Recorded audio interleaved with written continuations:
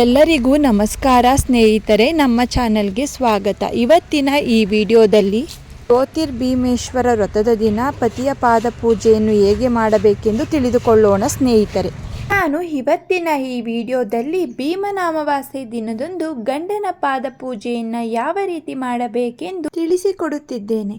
ನಾವು ಭೀಮನ ಅಮಾವಾಸ್ಯೆಯನ್ನು ಶ್ರಾವಣ ಮಾಸ ಆರಂಭವಾಗುವ ಮೊದಲೇ ಬರುವ ಅಮಾವಾಸ್ಯೆಯನ್ನು ಭೀಮನ ಅಮಾವಾಸ್ಯೆ ಎಂದು ಆಚರಣೆ ಮಾಡ್ತೀವಿ. ಭೀಮನ ಅಮಾವಾಸ್ಯೆ ವ್ರತವನ್ನು ಮದುವೆ ಆಗಿರುವಂತಹ ಹೆಣ್ಣು ಮಕ್ಕಳು ಪಾದ ಪೂಜೆ ಮಾಡುವ ಮೂಲಕ ಆಚರಣೆ ಮಾಡುತ್ತೇವೆ. ಹಾಗೆಯೇ ಜೋಡಿ ದೀಪಗಳನ್ನು ಇಟ್ಟು ಜ್ಯೋತಿ ಭೀಮೇಶ್ವರ ವ್ರತ ಎಂದು ಆಚರಣೆ ಮಾಡುತ್ತೇವೆ. ಹಾಗೆ ಮದುವೆ ಆಗದ ಹೆಣ್ಣು ಮಕ್ಕಳು ಕೂಡ ಜೋಡಿ ದೀಪಗಳನ್ನು ಇಟ್ಟು ಜ್ಯೋತಿ ಭೀಮೇಶ್ವರ ವ್ರತವನ್ನು ಮಾಡಿ ಒಳ್ಳೆಯ ಗಂಡ ಸಿಗಲಿ ಎಂದು ಪೂಜೆಯನ್ನು ಮಾಡುತ್ತಾರೆ. ಈ ಭೀಮನ ಅಮಾವಾಸ್ಯೆ ದಿನ ನಾವು ಪಾದ ಪೂಜೆ ಮಾಡುವ ಮೊದಲು ನಾವು ಜ್ಯೋತಿರ್ಭೀಮೇಶ್ವರ ವ್ರತವನ್ನು ಮಾಡುವುದು ತುಂಬಾನೇ ಶ್ರೇಷ್ಠ.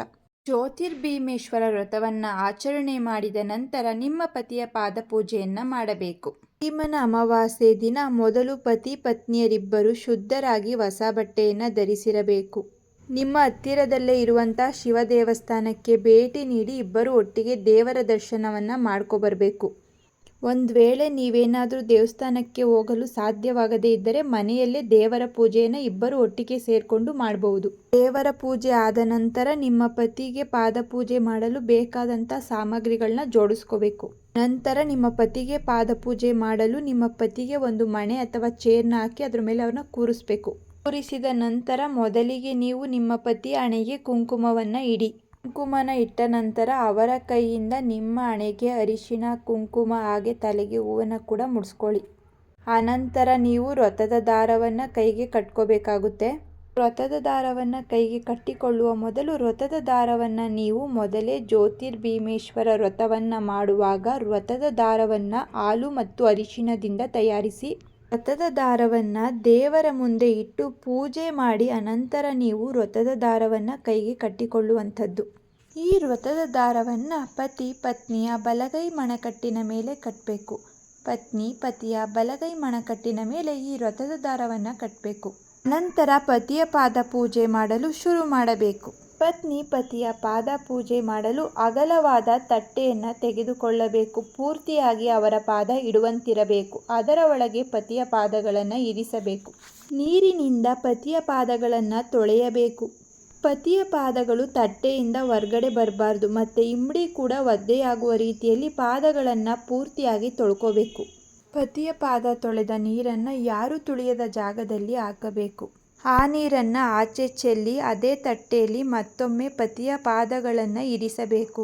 ಹಾಗೆ ಪಾದಗಳನ್ನು ಬಟ್ಟೆಯಿಂದ ಒರೆಸಿ ಪಾದಗಳಿಗೆ ಅರಿಶಿನ ಕುಂಕುಮ ಅಕ್ಷತೆಯನ್ನು ಹಾಕಿ ಹೂವನ್ನು ಇಡಬೇಕು. ಅನಂತರ ತೆಂಗಿನಕಾಯಿಯನ್ನು ತೆಗೆದುಕೊಂಡಿದ್ದರೆ ತೆಂಗಿನಕಾಯಿಯನ್ನು ಒಡೆದು ಅದರ ಒಳಗಿನ ನೀರನ್ನು ಪ್ರೋಕ್ಷಣೆ ಮಾಡಬೇಕು. ಹಾಗೆ ಬಾಳೆಹಣ್ಣಿನ ತೊಟ್ಟನ್ನು ಮುರಿಯಬೇಕು.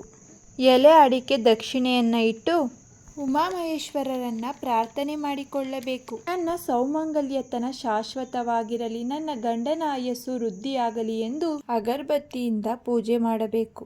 ಅಗರಬತ್ತಿಯನ್ನು ಬೆಳಗಿಸಿ ಕರ್ಪೂರದಿಂದ ಆರತಿಯನ್ನು ಮಾಡಿ ಪತಿಯ ಹಣೆಗೆ ಮತ್ತೊಮ್ಮೆ ಕುಂಕುಮವನ್ನು ಇಡಬೇಕು. ಆರತಿಯ ಬಳಿಕ ಅಕ್ಷತೆಯನ್ನು ನಿಮ್ಮ ಪತಿಯ ಕೈಗೆ ಕೊಟ್ಟು ಅನಂತರ ಅವರ ಕಾಲಿಗೆ ನಮಸ್ಕಾರ ಮಾಡಿಕೊಂಡು ಅವರ ಆಶೀರ್ವಾದವನ್ನು ಪಡೆದುಕೊಳ್ಳಿ. ನಂತರ ಪತಿಗೆ ದೃಷ್ಟಿಯನ್ನು ತೆಗೆಯುವುದಕ್ಕಾಗಿ ಒಂದು ಚಿಕ್ಕ ತಟ್ಟೆಯಲ್ಲಿ ದೀಪದ ಎಣ್ಣೆಯಿಂದ 2 ದೀಪಗಳನ್ನು ಆ ತಟ್ಟೆಯಲ್ಲಿಯೇ ಇಟ್ಟುಕೊಳ್ಳಿ.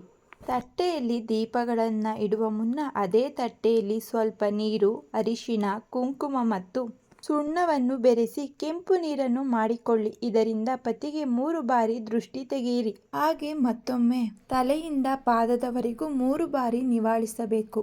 ಕೆಂಪು ನೀರಿನ ತಿಲಕವನ್ನಿಟ್ಟು ಮತ್ತು 2 ದೀಪಗಳಲ್ಲಿ 1 ದೀಪವನ್ನು ಆರಿಸಿ ಬತ್ತಿಯಲ್ಲಿರುವ ಕಪ್ಪನ್ನು ಪತಿಯ ಬಲ ಉಬ್ಬಿನ ಮೇಲೆ ಇಡಬೇಕು. ಅನಂತರ ಆರತಿ ಮಾಡಿರುವ ನೀರನ್ನು ಮನೆಯ ಬಾಗಿಲಿನ ಮುಂದೆ ಅಡ್ಡಲಾಗಿ ಹಾಕಬೇಕಾಗುತ್ತದೆ.